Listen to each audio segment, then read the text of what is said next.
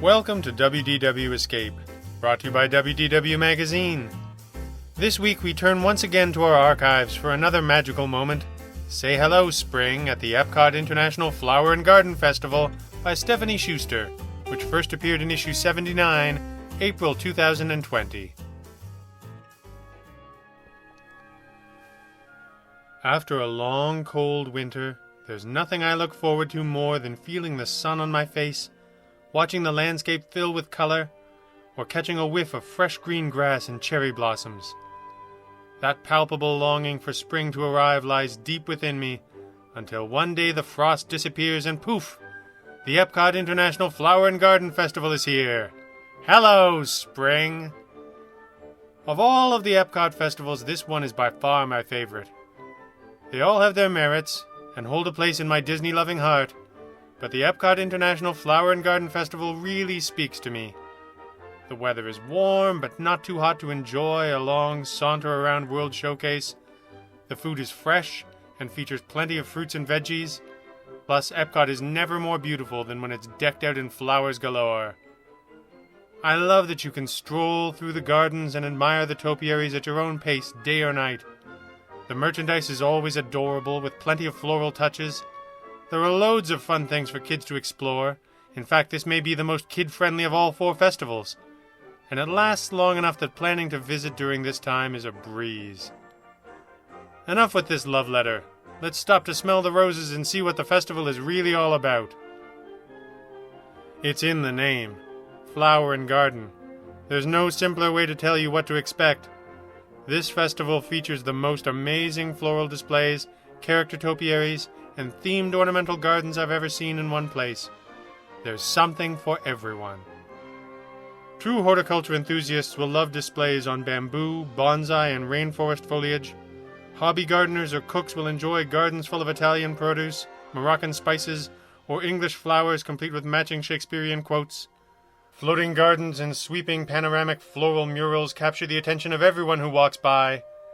There are even educational opportunities in immersive gardens where you can learn about honey, bees, pollinators, and pretty little butterflies. If you care less about carnations and more about characters, you're in luck. Dozens of intricate Disney character topiaries are placed around World Showcase and Future World, featuring your favorites from films like Frozen, Bambi, Beauty and the Beast, Toy Story, Peter Pan, Fantasia, Lady and the Tramp, The Muppets, The Lion King, Snow White, The Three Caballeros, plus the Fab Five and Pals. This year, Remy from Ratatouille will be added to the list in celebration of the new area and attraction coming soon to Epcot.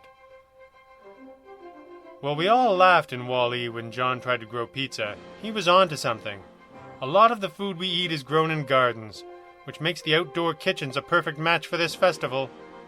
Featuring small plates of sweet and savory items, non-alcoholic specialty beverages, plus beer, wine, and cocktails, all of the food and drink here has a fresh spring twist. Bright flavors, seasonal produce, and generally lighter, healthier fare than featured at the festivals celebrating the arts, the holidays, or food and wine. The number of outdoor kitchens grows every year, and in 2020 the newest addition is Magnolia Terrace, which features southern fare like a seafood boil, grilled oysters with Cajun butter, boudin sausages, and 2 pecan-based desserts. Garden Graze is a fun food scavenger hunt. If you order 5 plant-based dishes from the outdoor kitchens as specified in your festival passport, your prize will be a packet of seeds to take home and plant. A great way to keep your love of fresh flavors going after your trip is done. With all the new offerings, including grilled baby vegetables with hummus, cream and red pepper coulis, a popsicle trio, and a pineapple skewer with tahini seasoning, there are also a number of returning favorites to the festival menus. Don't miss the crispy citrus chicken with orange aioli and baby greens, frozen dessert violet lemonade, fried cauliflower with capers, garlic parsley and chili ranch sauce, and La Vie en Rose frozen slushie for some past festival faves. What's a garden party without music? This spring celebration isn't for shrinking violets. Classic rock bands take the stage at the America Gardens Theater nightly at 5:30 p.m., 6:45 p.m., and 8 p.m. These are free to attend with Epcot admission and a great added value to the festival. Line up early to ensure you get a seat, or buy a Garden Rocks dining package at Beer Garden, Rose and Crown Pub and Dining Room, Coral Reef Restaurant, or the Garden Grill Restaurant to guarantee your entry to a show. This year's lineup is a great mix of returning fan favorites and a selection of new artists. Remember when I said that the festival was extra kid-friendly? Here's why. There are not one, but two scavenger hunts that happen during the festival. Spike's Pollination Exploration lasts the entire festival, and during the Easter season there's also the Eggstravaganza Scavenger Hunt.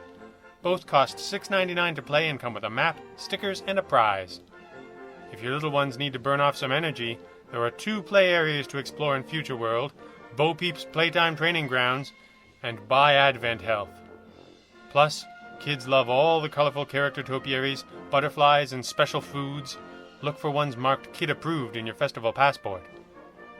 If you want to get even more out of your festival experience, there are 4 tours to consider. Behind the Seeds is offered year-round, but is particularly lovely during this festival, as Living with the Land really gets into the spirit of Flower and Garden. Gardens of the World is a longer, more in-depth experience that offers tours of Epcot's gardens, landscapes, and topiaries with discussion of plant materials and gardening techniques for use at home.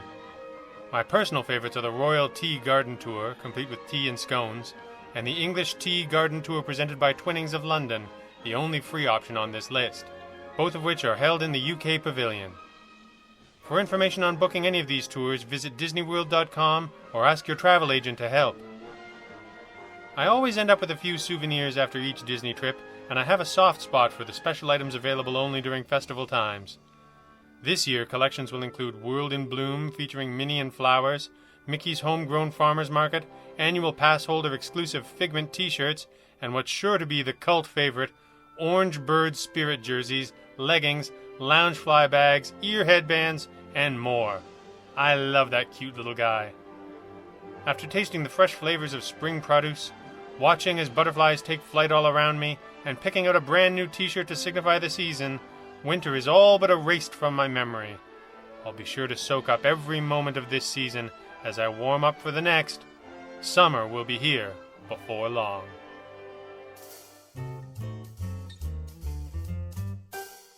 This has been WDW Escape, brought to you by WDW Magazine. If you enjoy these programs, please consider leaving a rating or review wherever you get your podcasts. If you enjoyed this, you're sure to love the all-new content at WDW Magazine, available in print or digital editions. Visit wdw-magazine.com and escape with us today.